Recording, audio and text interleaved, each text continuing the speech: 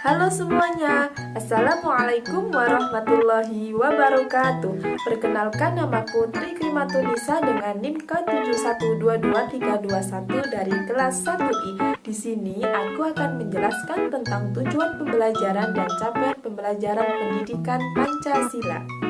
Apa sih yang kalian ketahui tentang tujuan pembelajaran dan capaian pembelajaran dari pendidikan Pancasila? Yuk buruan kalian semua simak videonya agar kalian semua tahu apa itu tujuan pembelajaran dan capaian pembelajaran dari Pancasila. Apa itu tujuan penyelenggaraan pendidikan Pancasila? Jadi, dengan penyelenggaraan pendidikan Pancasila di perguruan tinggi, diharapkan dapat tercipta wahana pembelajaran bagi mahasiswa untuk secara akademik mengkaji, menganalisis, dan memecahkan suatu masalah dalam pembangunan bangsa dan negara dalam perspektif nilai-nilai Pancasila sebagai ideologi dan dasar negara Republik Indonesia. Pendidikan Pancasila sebagai bagian dari pendidikan nasional bertujuan untuk mewujudkan tujuan pendidikan nasional. Adapun sistem pendidikan nasional yang ada merupakan konsep, program, tata cara, dan usaha untuk mewujudkan tujuan nasional yang diamanatkan dalam Undang-Undang Dasar Negara Republik Indonesia tahun 1945, yaitu mencerdaskan kehidupan bangsa. Jadi, tujuan penyelenggaraan pendidikan Pancasila di perguruan tinggi juga merupakan bagian upaya untuk mencerdaskan kehidupan bangsa. Secara spesifik, berikut merupakan tujuan penyelenggaraan pendidikan Pancasila di perguruan tinggi. Yang pertama ada memperkuat Pancasila sebagai dasar falsafah negara dan ideologi bangsa melalui revitalisasi nilai-nilai dasar Pancasila sebagai dasar kehidupan bermasyarakat, berbangsa, dan bernegara. Apa sih revitalisasi itu? Lalu, apa pentingnya untuk berkelangsungan hidup di Indonesia sendiri? Jadi, revitalisasi adalah sebuah cara berupa tindakan atau perbuatan untuk menghidupkan kembali suatu hal yang sebelumnya mulai memudar.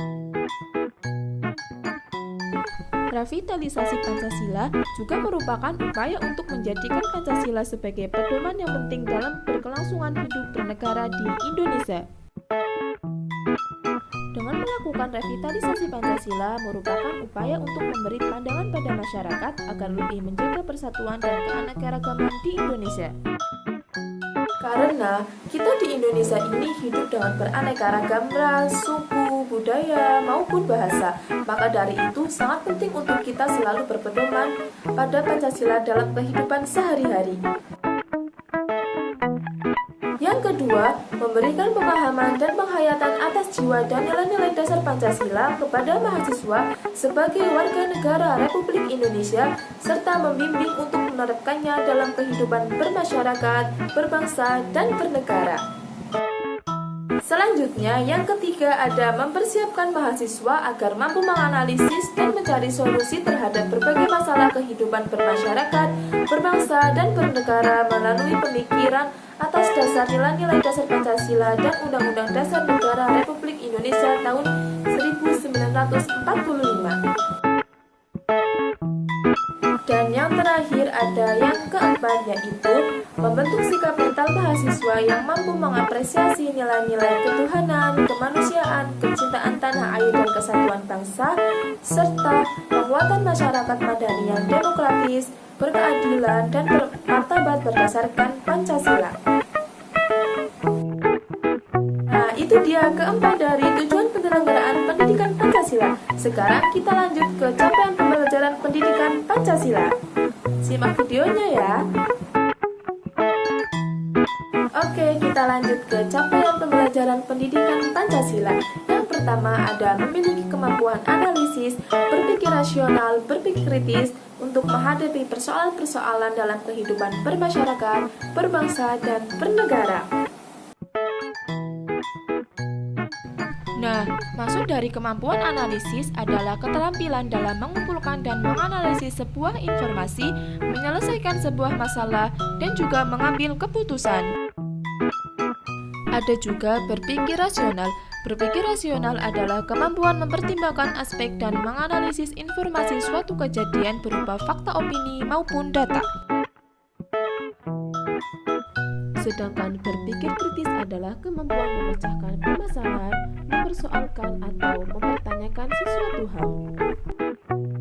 Yang kedua, memiliki kemampuan dan tanggung jawab intelektual dalam menghadapi masalah-masalah dan memberi solusi sesuai dengan nilai Pancasila. Nah, sehingga harapannya akan tercipta suasana kehidupan yang damai, harmonis, religius, sejahtera, dan demokratis. Yang ketiga, mampu menjelaskan dasar-dasar kebenaran bahwa Pancasila adalah ideologi yang sesuai dengan bangsa Indonesia yang majemuk. Hal ini sesuai dengan rumusan tentang Pancasila tidak muncul dari sekedar pikiran logis rasional, tetapi digali dari akar budaya masyarakat bangsa Indonesia sendiri. Kebinekaan atau pluralitas masyarakat bangsa Indonesia yang tinggi, di mana agama, ras, etnik, bahasa, tradisi, dan budaya yang penuh perbedaan menyebabkan ideologi Pancasila bisa diterima sebagai ideologi pemersatu. Yang keempat, mampu mengimplementasikan dan melestarikan nilai-nilai Pancasila dalam realitas kehidupan. Implementasi Pancasila pada hakikatnya merupakan suatu realisasi praktis untuk mencapai tujuan dan cita-cita nasional bangsa Indonesia. Cara melestarikan nilai Pancasila ini bisa dilakukan dengan cara melaksanakan nilai-nilai yang terkandung dalam Pancasila, baik itu sila pertama, kedua, ketiga, keempat, dan kelima dengan caranya masing-masing. Hal tersebut dapat dilaksanakan dengan cara melaksanakan ibadah sesuai dengan kepercayaannya masing-masing, tolong-menolong, dan bermusyawarah dalam menyelesaikan suatu masalah. Yang terakhir, yang kelima, ada memiliki karakter ilmuwan dan profesional Pancasialis yang memiliki komitmen atas keberlangsungan hidup dan kejayaan Negara Kesatuan Republik Indonesia. Nah, karakter ilmuwan di sini meliputi 1. Presisi atau ketepatan, yaitu sifat bijaksana menempatkan sesuatu pada tempatnya. Yang kedua, ada skeptisisme, yaitu tidak asal menerima pemikiran yang didasarkan pada keyakinan atau kepercayaan dan pengaruh seseorang.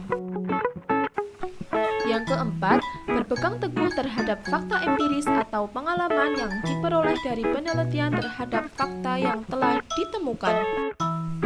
Yang kelima, bersedia membuat prediksi yang berisiko. Yang terakhir, yang keenam, ada keterbukaan terhadap gagasan-gagasan baru. Nah, itu dia pemaparan materi mengenai tujuan penyelenggaraan dan capaian pembelajaran pendidikan Pancasila yang telah saya sampaikan. Semoga dapat bermanfaat bagi banyak orang. Cukup sekian dan terima kasih. Wassalamualaikum warahmatullahi wabarakatuh. Sampai jumpa kembali.